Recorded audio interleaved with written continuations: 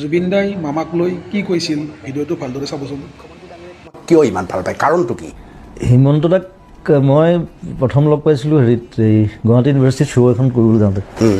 তেতিয়া তেওঁ পলিটিক্সত তেনেকৈ নাছিলে, যদিও সদনৰ পৰা ওলাইছিল। গৰিমাৰ লগত খুব ভাল আছিলে। হিমন্ত দা 3বাৰ GS জিকিছে নহয় সদনত। কেম্পেইনিঙত গৰিমাহঁত আছিলে মানে লগত। গৰিমাক আগৰ পৰাই চিনি পায়। তো মোকো চিনি পায়, কিন্তু কম লগ পোৱা হয় তেতিয়া। তাৰপিছত লাহে লাহে মানে সংস্পৰ্শটো বাঢ়িলে, ক'ৰবাত লগ পাওঁ, আড্ডা মাৰোঁ, তেনেকুৱা কথা পাতোঁ।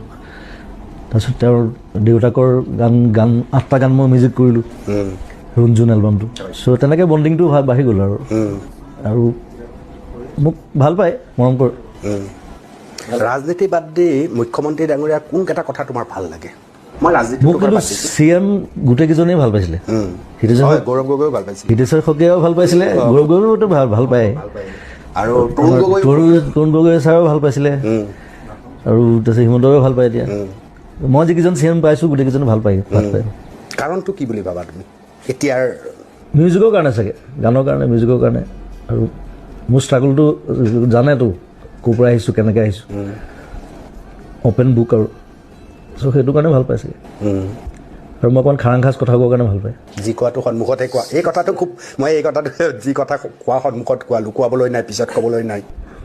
হিমন্ত দাই কয় তুমি ফটকৈ কৈ দিবা পাছত যি আমাৰ দিগদাৰ হৈ যায় বুলি কয়। নাই ওলাই যায় বোলো, উপায় নাই, মুখৰ পৰা ৰাখিব নোৱাৰোঁ।